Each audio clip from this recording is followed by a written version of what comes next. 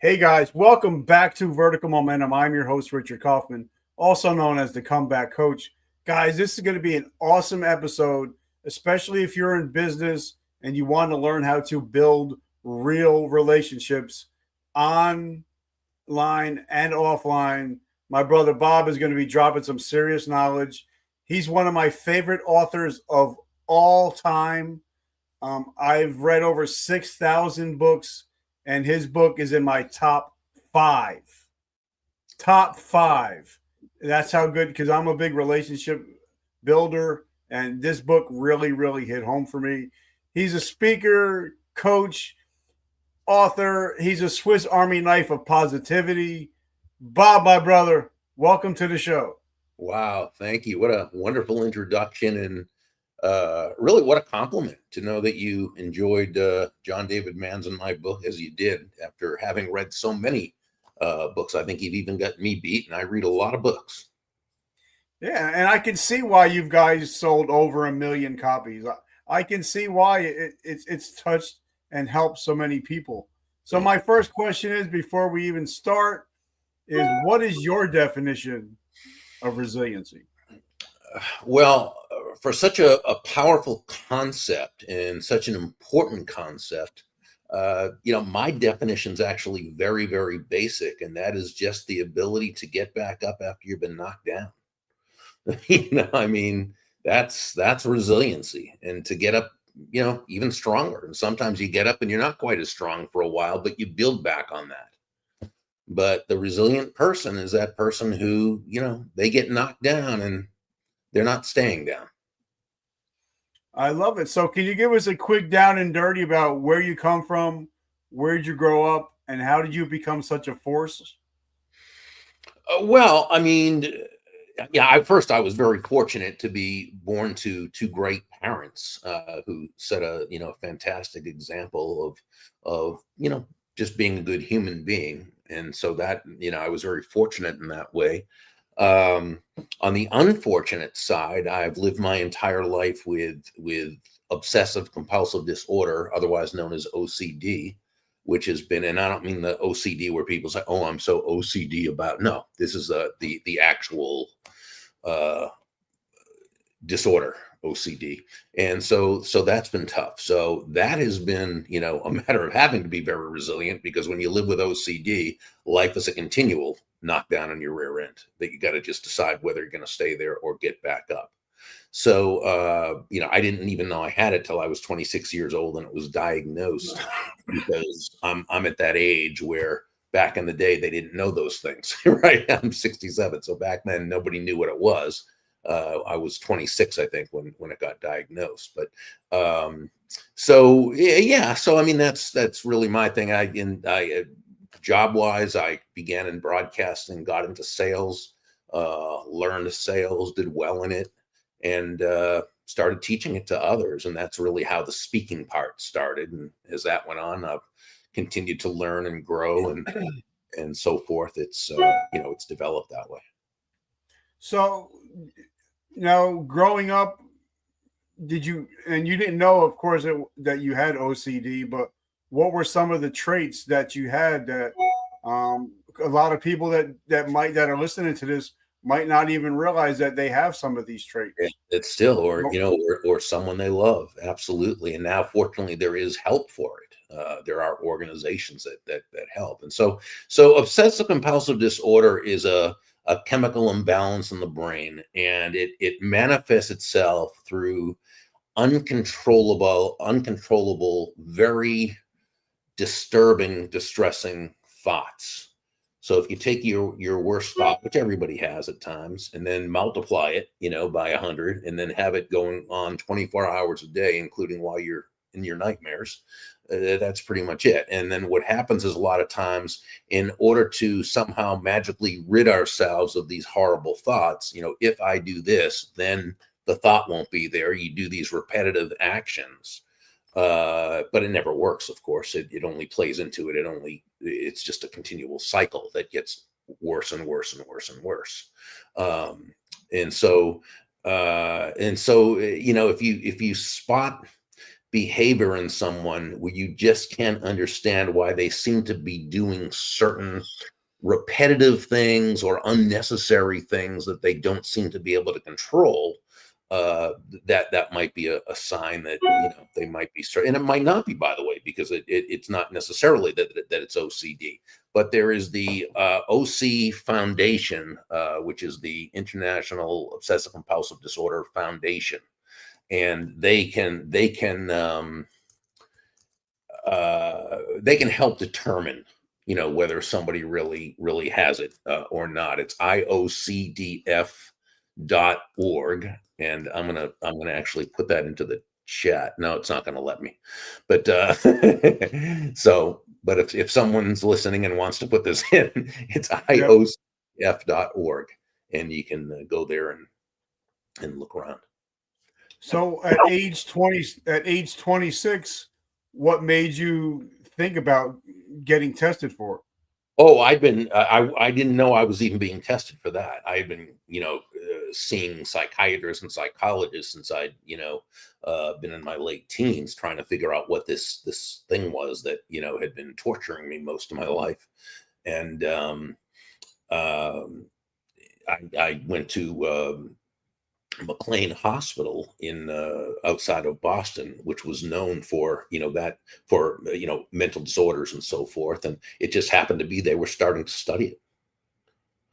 But I remember seeing one psychiatrist back when I was probably 19 or 20 years old, who listened to me telling him about what was going on in my mind, and he said to me, "You're nuts." Imagine a psychiatrist saying to their patient, "You're nuts." It sounds like a Rodney Dangerfield joke, something he would say, right? But no, Yeah. and I believed him because I thought I was. So, but that's so. And I bring this up only because we're talking about resilience. I usually don't bring this up on interviews, but when you go through this, you have to be resilient, because and I've said to people. And people have asked, well, do you think one reason you're so successful is because you've got OCD, that was a driving force? No, absolutely not. Someone might say someone can be obsessive compulsive about certain things, but that's not the same as having obsessive compulsive disorder. It's two totally different things. One who just happens to be obsessed or compulsive about some certain specific things, that can help drive their success. They may be miserable while they're doing it, but it can help make them successful, or what have you. But no, with OCD, you don't succeed because of OCD. You succeed despite OCD. So then, okay, then a lot of people would ask, then how did you become successful? How, and I think a lot of it, I think your answer, one of your answers is going to be is building relationships, because for me, if I have any questions about building relationships, I follow what you do. I listen to what you do. I listen to your talks. I read your books. So what made you successful? Because a lot of people, if they have a mental disorder, like I have PTSD and borderline personality disorder, instead of using it as an excuse, we persevere, Right. even though we have these things. Mm-hmm. So how did you become successful even after finding out you had OCD? Well, I think I just said, what choice do I have? I'm going to have this anyway. I'm going to battle through this my whole life. I'm going to battle with this my whole life, and because it's not something that's curable. But one day I think it will be, and I hope it will be. But it isn't now. But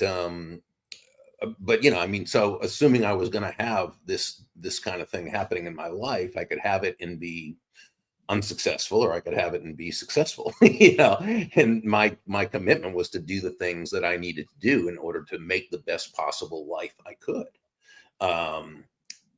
And so it's certainly slowed me up. I know there's things I could have accomplished before I did, and there's more that I could have accomplished, but I've done what I've done with what I have to work with, and so forth. But as far as, when you were talking about relationships, that's been a huge part of any success that I've been, fortunate to have. Relationships have been everything. And you've heard me say, you've read in my books or heard me say, all things being equal, people will do business with and refer business to those people they know, like, and trust. And so I think developing those relationships is absolutely a key for, for most all of us in terms of being successful. And for me, like I said, I'm a relationship guy. I believe in building generational relationships. Hopefully, from this moment on, hopefully we'll be friends for life. I believe in, like I said, I believe in building relationships. But I think in order to have a friend, you have to be a friend. And a lot of people just don't know how to be a friend. Do you hear a lot about that? Yeah, I mean, not everybody is equipped or with the information that's necessary. They didn't necessarily. I mean, again, I had a great example, in my parents. But a lot of people and a lot of other people do too, as well. But a lot of people don't. And we all live our lives according to a certain set of beliefs, our belief system. This is a combination of upbringing, environment, schooling, news media, television shows, movies, popular culture, cultural mores, everything we see, hear, touch, taste, smell, every experience we've had in our life. But our basic beliefs have basically been put in place by the time we're little more than toddlers. And so we grow up, we live our lives subject to what I call an unconscious operating system, right? Think the Matrix without the machines, right? Instead of the machines, it's the beliefs that have been handed to us that we have unconsciously accepted. So most people believe that they're making choices based on conscious thought and free will, when really most of us are living our lives making choices only within that framework, within that matrix.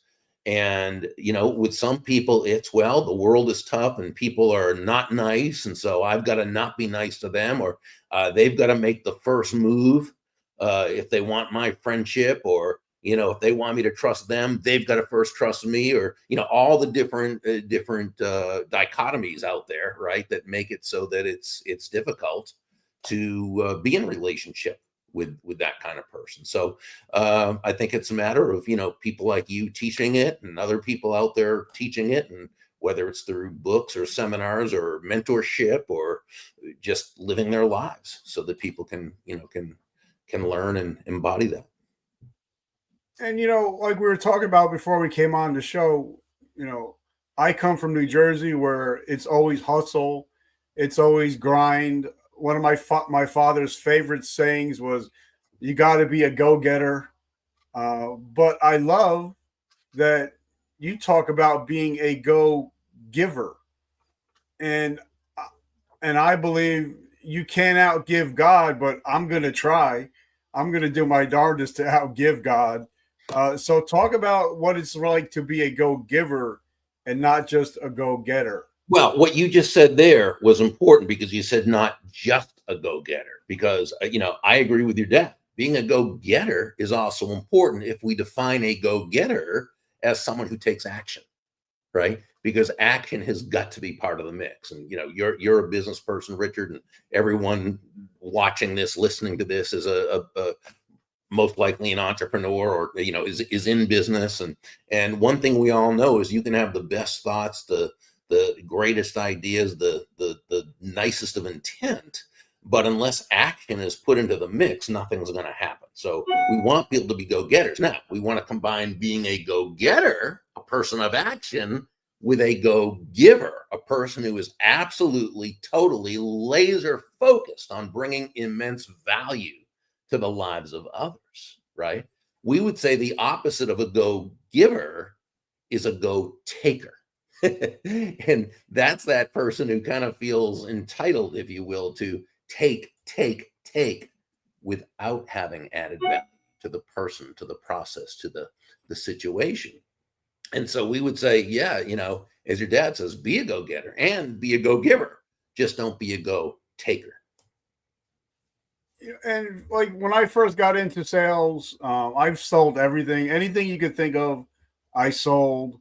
And one of the first people that I ever got interested in was Zig Ziglar. And Great. everything was give. And he said, you know, you can have anything you want in this life if you help enough people get what they want. Mm-hmm. But I think you have to be a giver in order to Sure. become successful, especially in sales. So talk about being a giver in sales. Sure. So, the first law in the Go Giver is the law of value, which says your true worth is determined by how much more you give in value than you take in payment. Now, this sounds counterintuitive when first hearing it. Give more in value than I take in payment. That sounds like a recipe for bankruptcy, right? So we simply have to understand the difference between price and value. Price is a dollar figure. It's a dollar amount. It's finite. It is what it is. Value, on the other hand, is the relative worth or desirability of a thing, of something, to the end user or beholder. In other words, what is it about this thing, this product, service, concept, idea, what have you, that brings so much worth or value to another person that they will, in this case, let's say, willingly exchange their money for it and be glad they did, while you make a very healthy profit. A quick example I like to use is the accountant who you hire to do your taxes. And she charges, let's say, $1,000. That's her fee, or literally her price, $1,000. But what value does she give to you that makes it so worthwhile for you to do business with her? Well, through her years of experience, her knowledge, her wisdom, her desire to get to know you and your business and what you are looking to accomplish, she's able to save you $5,000 on your taxes. She saves you hours and hours, countless hours of time, and she provides you and your family with the security and the peace of mind of knowing it was done correctly. So she gave you well over $5,000 in value in exchange for a $1,000 fee or price. She gave you more in value than she took in payment. So you feel great about it. But she also made a very healthy profit because it was worth it, obviously, to her to exchange her time and her knowledge and her wisdom and her energy for that $1,000 fee.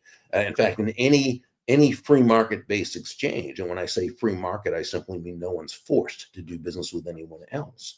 In any market-based exchange, there should always be two profits: the buyer profits and the seller profits, because each of them come away better off afterwards than they were beforehand. But here's the key, Richard. This transaction, if you will, did not take place because she was focused on her fee. She was focused on the immense value she was providing you. The fee was simply the reward. This is why John David Mann and I say that money is simply an echo of value. It's the thunder, if you will, to value's lightning, which means, nothing more than understanding that the value you provide another person, that value must be your focus. That's got to come first. The money you receive is a natural result of the value you've provided. I love that, and I totally agree. That's why I love your book so much. But Thank you. I tell everybody, we can always make more money, but we can't make more time. And time is such a finite thing. Mm-hmm. Like, Sure. I'm grateful that you're spending 30 minutes with me of your time, because you can't get that time back. No, So, and I think that's a lot of people, they don't realize how important even just giving somebody your time is way more valuable than dollars. I agree with you, and I'm grateful for your time as well. So it's a win-win. I hope the viewers are enjoying it and they're finding this conversation to be of value. Then it will be a win-win-win. Yep. So now a lot of people, when they go into sales, they're always thinking about, I win and I'm just getting the other person's money. And I love the way you talk about having a win-win situation. Like, for me, if you give me, say, $10, I want to give you 10 times the value of that $10. And that's the way I live my life. I think everything should be a win-win situation, because this way neither person walks away from the table feeling dirty. Well, yeah, and that's also why free market capitalism is the most benevolent system that there is. Because remember, nobody in a free market, okay, where government's legitimate function is to protect people, the individual, from force or fraud, but otherwise, people are free to exchange, buy, sell from each other, however they feel is in their best interest. So, in a free market, you can't force anyone to do business with you, which is great. It means it's incumbent upon that seller, upon the company, to be the one to prove their value to the buyer, to the consumer. So the consumer must come out ahead, must win in order for them to want to buy. Meanwhile, of course, when the seller sells, they're selling at less of a price than what, or less cost. The cost of goods sold and so forth is less than what they charge. So yes, everybody advances, and what happens is it creates that rising tide for all ships. Yeah. So yeah, the focus always must be on pleasing the customer. Otherwise, they're not going to buy from you. And if they do buy from you and they're not happy, they're certainly not going to tell other people to buy from you. In fact, they'll probably do the opposite. And I think it's amazing that the world we live in, like I personally, there's certain brands that people absolutely love, and they love the mission behind it, like Subaru. Usually, if a person buys one Subaru, that's it for life. They're Subaru drivers for life. Mhm. Or Bomba socks. Any of these companies that have missions, it seems like even in down terms economics, they still seem to thrive and survive. And I think it's all because of the giving value and giving back. Do you see that a lot of companies with mission statements are doing a lot better than some companies that are just in it for the dollar? Well, yeah. First of all, and I think it's been well documented, and people like Simon Sinek, in that original TED talk he did, and in his book, uh, not it wasn't the power of why, it was I can't remember it, and I have the book, and it's right behind me, and but he talked about people, buying from a company a lot of times because they identify with that company's mission. A great friend of mine, her name is Lisa McLeod. She is a corporate speaker, and she writes a lot about purpose, and um, and what she has discovered is that companies and by the way, it's not just the company leadership. This is where it goes really through the entire company. Okay. She calls it noble purpose. So one of them is selling with noble purpose. Another one is leading with noble purpose. But those companies who have what they call a noble purpose actually tend to have a much more profitable company, a much bigger bottom line. And it doesn't have to be necessarily curing cancer as the noble purpose. It could be, there are companies that make nails that she discovered, understand that their purpose of making those nails is to hold machinery together, that if it didn't, could hurt, could cause injury or something. But because they have noble purpose in what they're doing, they know that each one of those screws or nuts or bolts or whatever, or nails, is so very important, right? And it comes out in what they do. So I think you're absolutely right, and I think the marketplace can sense that. They can sense where there's when there's something bigger than simply the bottom line. And of course, the irony is that typically creates a much bigger bottom line. So now, this is the teaching podcast. So this is something I ask all my amazing guests like yourself. Um, if a veteran gets out of the military, he wants to start a business today in today's marketplace, what would be your top three pieces of advice for him, not only to be a go-getter, but to be a go-giver? I think first of all, as a veteran, I thank them very much. They're truly the heroes for what they have done and what they've given to their country. And I think it's the same as anyone else who starts a business. You know, you find something that you believe in, you find something that you believe is going to be of value to the marketplace, and you find something that is going to, have a good return financially as well. I don't think it goes any, I don't think it's any different in this case for a veteran as it would be for anyone else who wants to start a business. And of course, So go ahead. well, I was going to say that, the big thing too is in starting any business is learning the system, learning how to do so. Anyone who has been in, or if there's a business, someone has been very successful at it and somebody has documented how they became successful at it, right? And so what we want to do is find out who those people are and where we can get that information. It might be in a book, it might be through one-on-one teaching with them, or it might be through some other way. It's different depending upon the business, but it's very important to discover the system and follow a system for doing so. I define a system as simply the process of predictably achieving a goal based on a logical and specific set of how-to principles, the key being predictability. If it's been proven that by doing A, you'll get the desired result of B, then you know that all you need to do is A and continue to do A, and you'll get the desired result of B. Of course, Michael Gerber talks about this a lot in the E-Myth, right? And so that's a good book to start with for someone who's going to go into an entrepreneurial venture. So now I love your LinkedIn page. It's probably one of my favorite pages of all my LinkedIn. I follow everything you do on LinkedIn. So wow, what's coming up in Bob's world? What's new? What's on the horizon? Well, we're continuing with a couple of friends of mine and colleagues, Jeff West and Kim Angeli. We put on every 3 months, we hold an online event called SalesWise Live.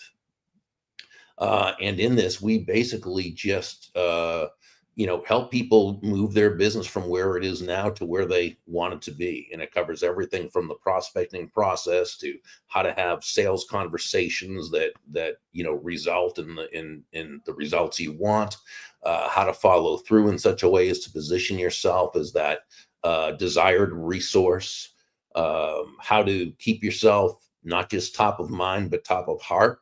So you're always positioned for endless referrals.